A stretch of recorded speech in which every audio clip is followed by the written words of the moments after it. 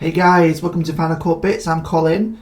In this video I want to show you about skimming, and it's very simple.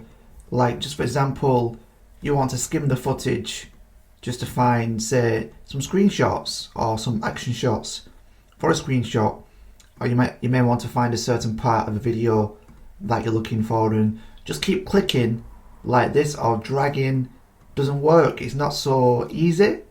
So I'll tell you the best thing to do is press the S key. Okay, then you see the red line, and then you can just go left and right with your mouse or trackpad, and you can just smoothly look for the footage that you wanna keep.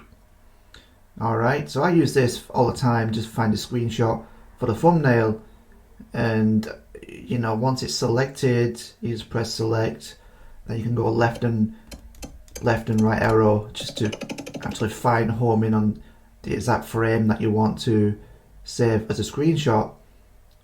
So just keep skimming until you find something that you want, and then what I do is you go to, for a screenshot, is you go to share, save current frame, and then you see it there. So now I can just save that screenshot.